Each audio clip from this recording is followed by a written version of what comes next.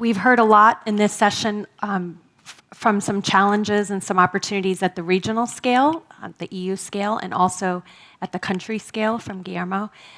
And my presentation is very much a story of the urban scale, so more of a city or municipal scale, a story of one community's response to new emerging water contaminants.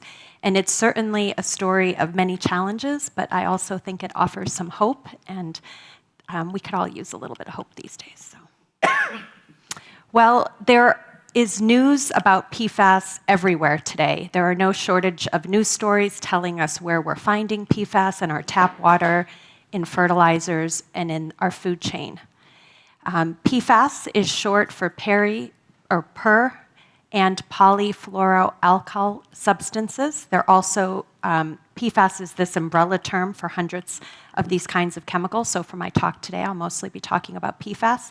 They're considered to be forever chemicals because of their persistence in the human body and in the environment. They've been used for decades in industrial and consumer products, especially those designed to be nonstick or waterproof.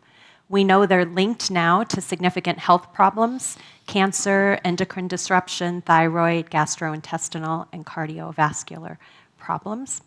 Unlike other chemicals, they don't break down in the environment. We've heard several speakers today and earlier talks as well mention PFAS as an emerging challenge.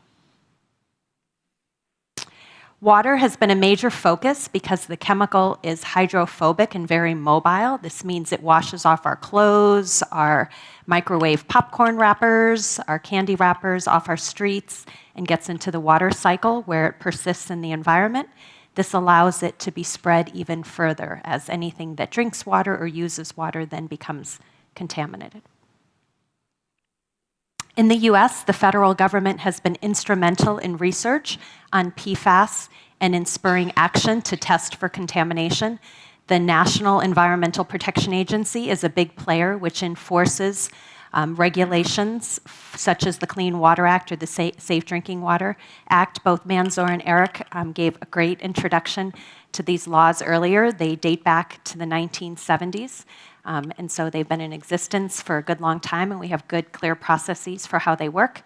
Starting around 2009, the EPA started publishing health advisories for PFAS, and for many years they were non-enforceable. They were just giving guidelines about some limits for human exposure, and they've really been updated over time, kind of based on the best available science.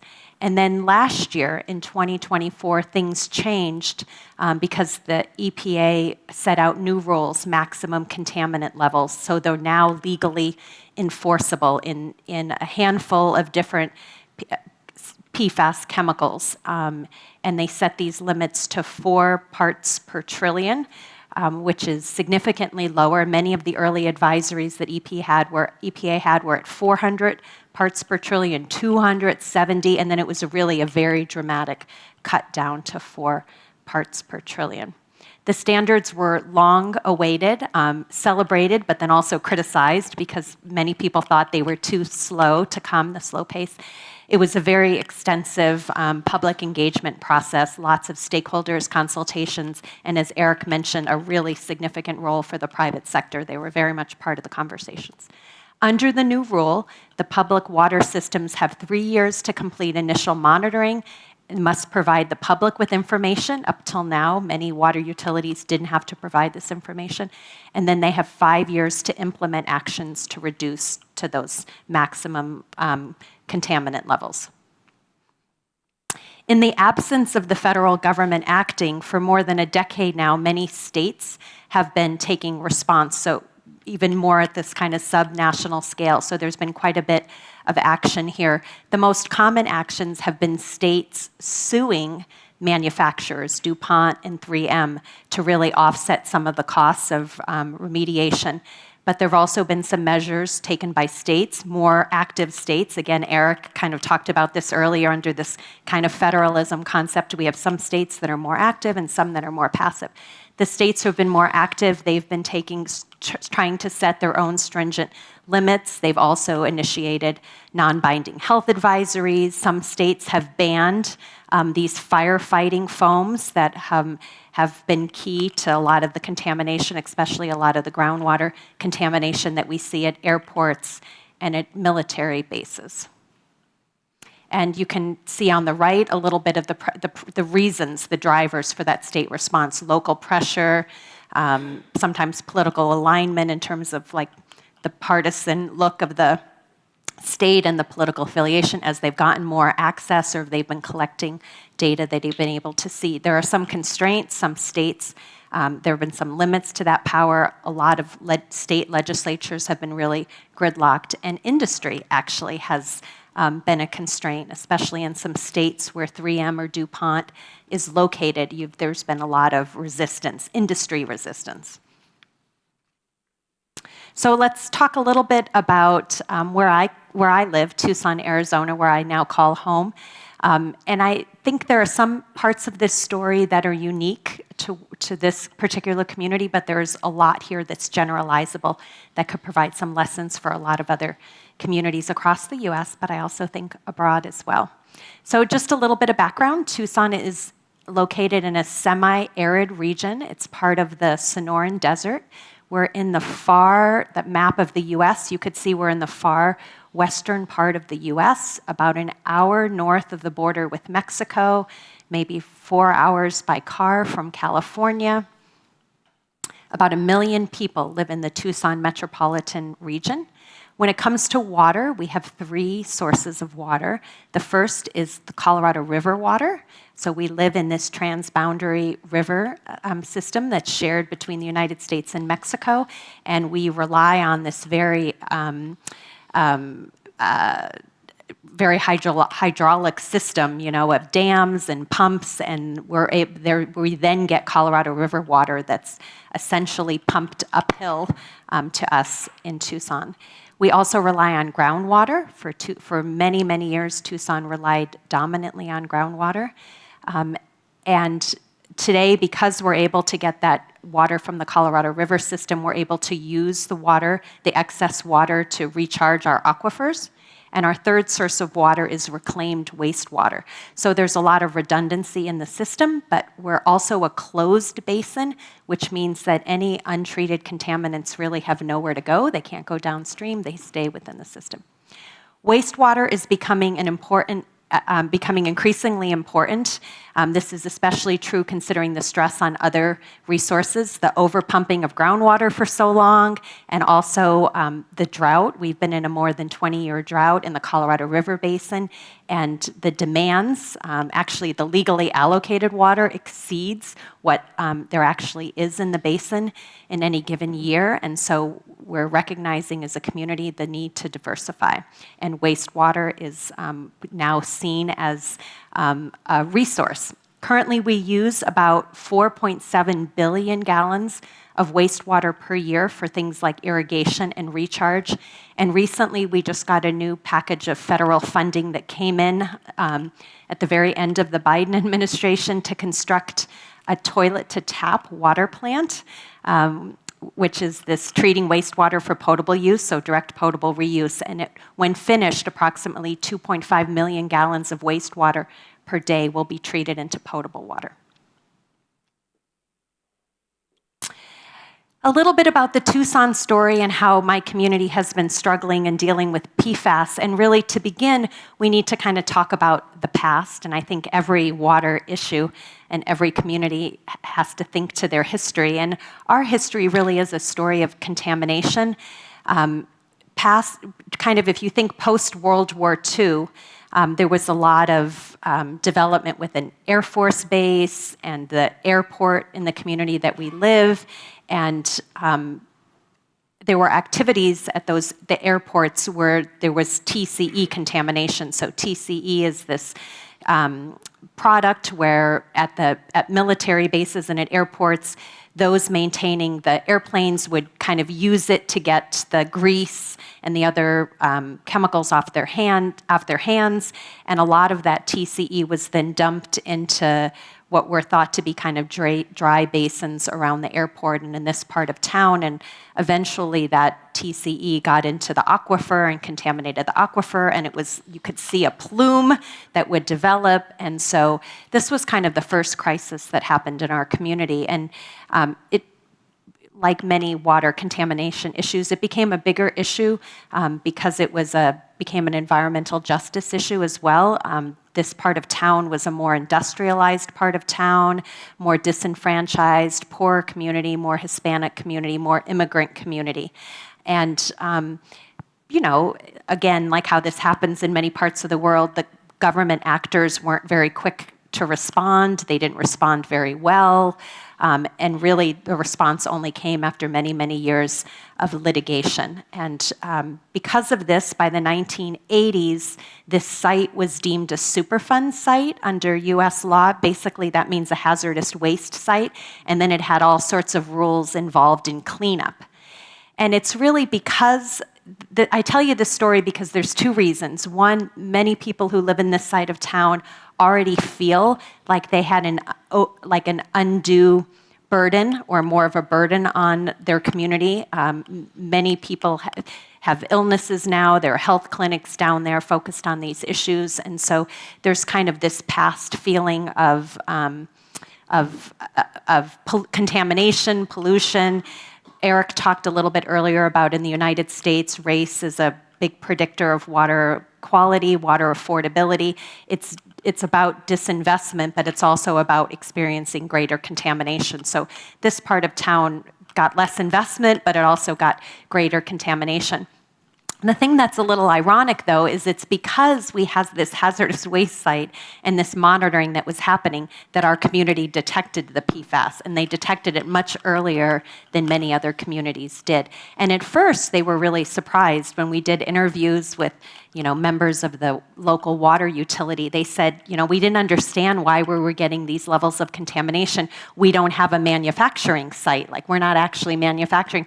And so they were really kind of disregarding it they knew it was coming in and they could see it was getting captured. And we were kind of just getting lucky that we were able to kind of see it. And what our local utility did is, even though those numbers were so much smaller than what EPA was saying, they started already shutting off the wells where they could see the contamination happening. So it is a bit ironic that past contamination is what kind of set us up to act. And really, we only even started testing as well, specifically for PFAS, again, was just coincidental.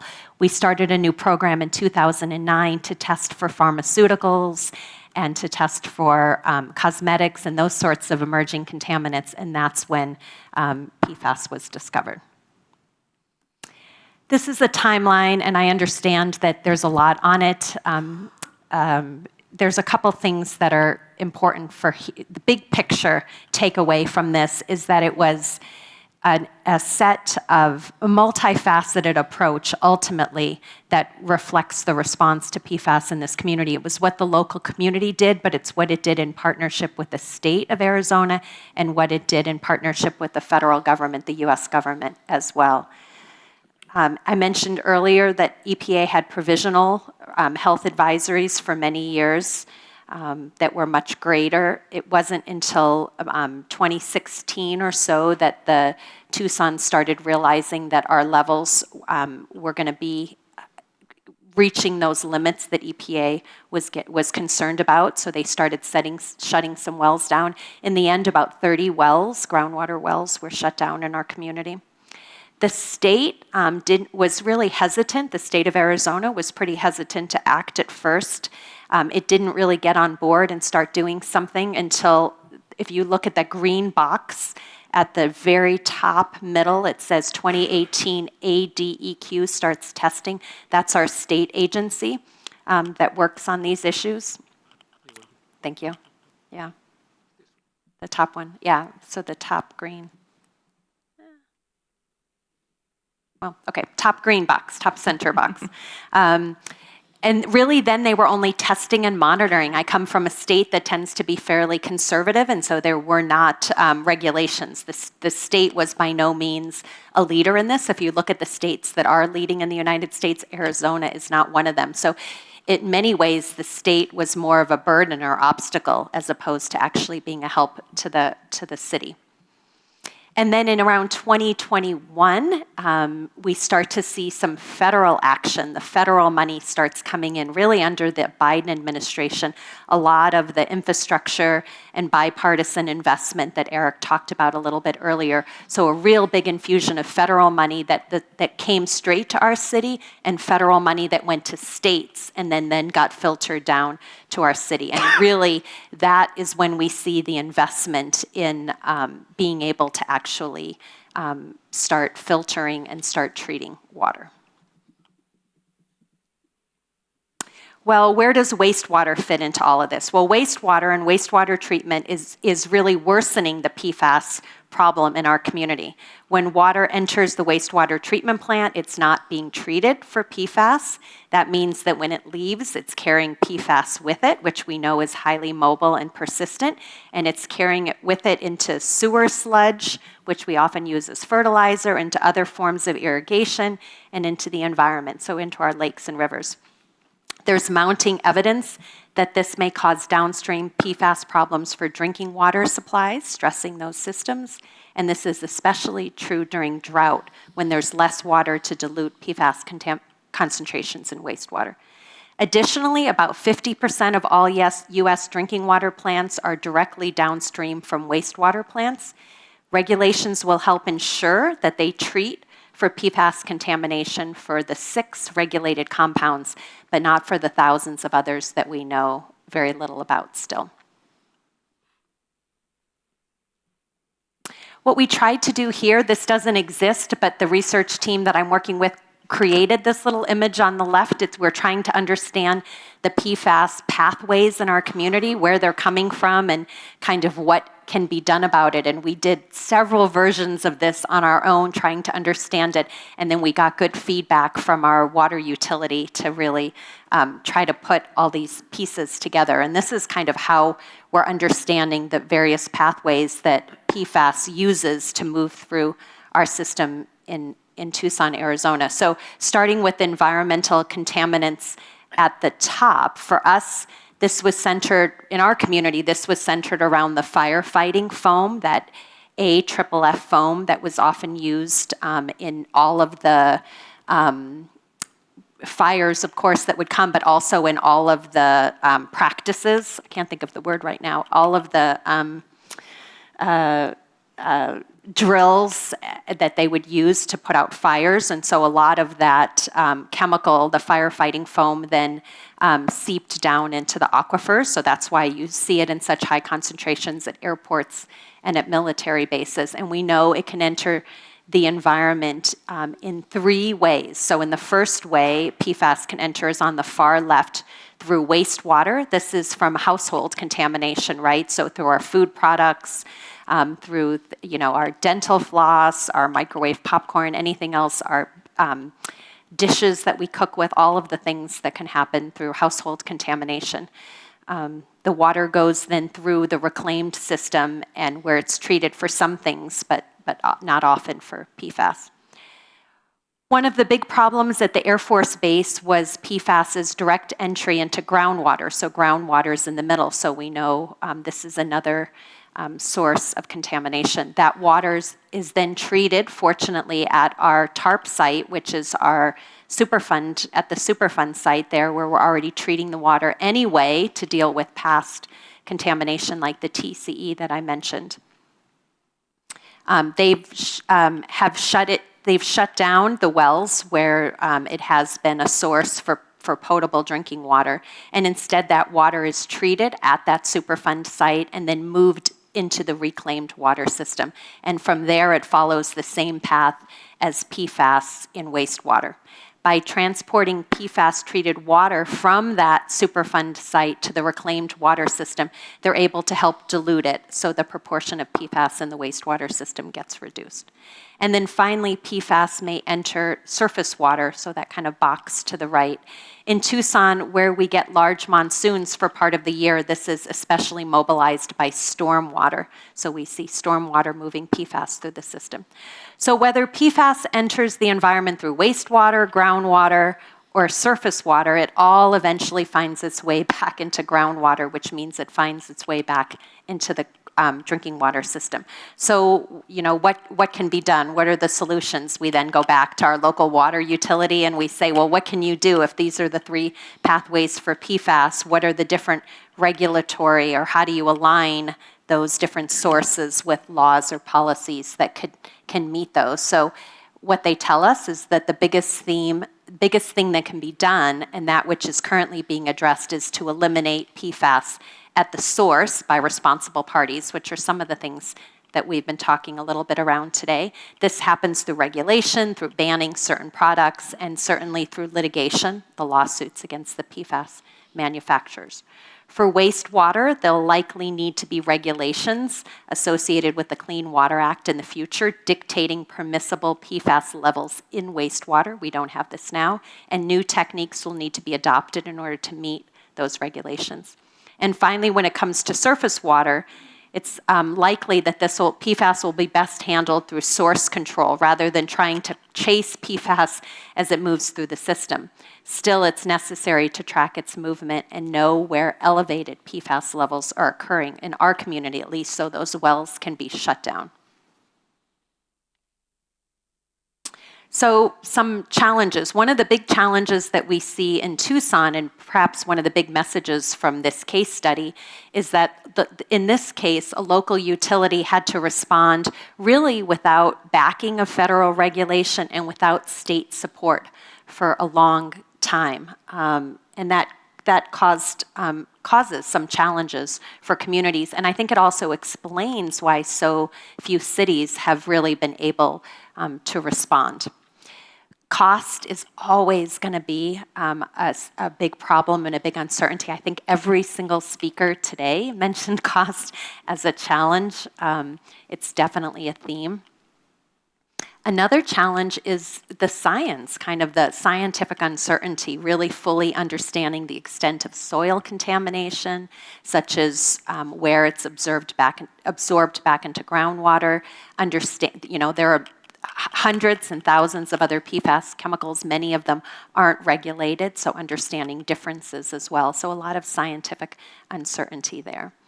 The local level, I think another lesson from the Tucson case is that the local level can be a really important locus for relationship building, and especially in this environment of federalism.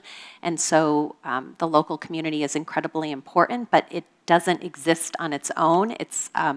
It gets opportunities, but also challenges in the relationship that the community has with its state government and with its federal government. And I put a couple of quotes on the left that just came out from some of our interviews that really reflect how caught off guard the community was, and really kind of the disconnect that almost even happened when it was detecting these PFAS levels, a decade ago. And then just the amount of money that's out of pocket that cities have had, like mine, has had to put forward, hoping that there will be some federal money, or hoping that they'll be able to recoup some of this cost through lawsuits. Just to conclude, ultimately we know that PFAS contamination is widespread. This is a map from the US where contamination is linked to where chemicals were produced or military sites. This is when I'm finally happy to be living in the western part of the US, because it doesn't look nearly as bad as the East Coast, and where so much of this development has occurred. But we know we've found PFAS in the Arctic, in remote populations in Greenland, and in rainwater, which is becoming a big problem as we start to look at stormwater for a new resource. These PFAS levels in rainwater are disturbing as well. So I hope the Tucson talk revealed some of the challenges at this urban scale, at this municipal scale, but also some of the pathways forward, and maybe a little bit of a hopeful glimpse as well, the role of monitoring, the role that a local utility can play in responding to some of these challenges. And of course, this research is part of a larger team, and those folks appear here on the left. So thank you so much. Thank you very much, Andrea. We have time for 1 or 2 questions before we open it up for group discussion. Okay, so thanks for your presentation. As you said, the best solution for PFAS is control at source. But once it reaches the wastewater treatment plant, how mature is the technology to remove it? Yeah, so it's these activated carbon filters that they're using, and that's they're pretty expensive. The people I interviewed with at our water utility say they cost about $45,000 or $50,000 for each one. They go through them fairly quickly. I understand that the cost is going down now that that's the benefit of having contamination widespread. The technology gets cheaper, I suppose. But there's all sorts of challenges with this. You know, when I talked with our local utility, they said, oh, how do you get rid of these filters then? Well, you burn them, we incinerate them, so then now we put the chemicals into the air after we burn them.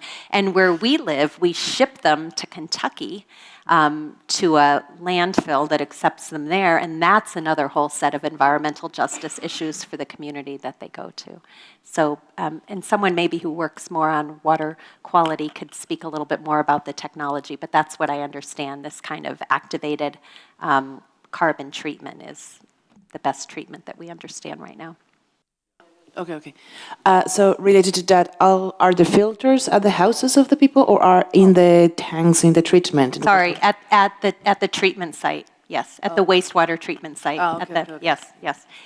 You could Google what they say for home. There's, if you put filters for PFAS, it's most of the things that come up in a Google search is at the home level. So Brita filters or filters that you could put on your faucet. But in this case that I'm talking about, it's the water utility treating at the site. Okay. It's at its plant. It's wastewater treatment. Okay. Other questions? There is another problem. Tucson's history with contamination stability position of being pressure. People a little more open-minded, or? Yeah, it's a great question, this direct potable reuse. So our water utility for almost 2 decades now, about 15 years, they kind of knew they wanted to head in this direction. And my understanding is the technology has been there for a while. It's mostly been people and getting people's mindsets there. So they had been doing surveys of people in the community for a long time, asking them. And if you look at the surveys from like 15 years ago, it was a very small percentage of the population, like 10 or 20% that said they would drink poopy water, drink the toilet water. And it's changed now, and it's like 80%. And I think part of it was doing the studies and asking people. They would also do like water tests, like different kinds of water, from different parts of the system, and say, do you notice any difference? And then also, I think the movement with a lot of breweries, and especially beer breweries in my community, to take some of that water and the wastewater and already start using it for brewing purposes was a way to start getting people more comfortable. So that might be unique to my town, although many cities in the whole Colorado River Basin, so cities in California, Utah, Phoenix in Arizona, cities in Colorado have been talking about this and experimenting. In Phoenix, several municipalities in the Phoenix area have already all contributed funds to build another plant. So in the urban areas in the Colorado River Basin that's experiencing drought, they're looking for every possibility. So wastewater is becoming a resource, storm water is becoming a resource. So they're really looking at this. They show these pie graphs now all the time, and groundwater and river water are getting smaller and smaller, and it's all of these other kind of uses. And net zero water is also starting to take off, which is also this idea where kind of water goes through the cycle, 8, 9 times and is used in all these different ways. So I think it's been slow, but I think by introducing the idea to people, acceptance has been growing. Thanks.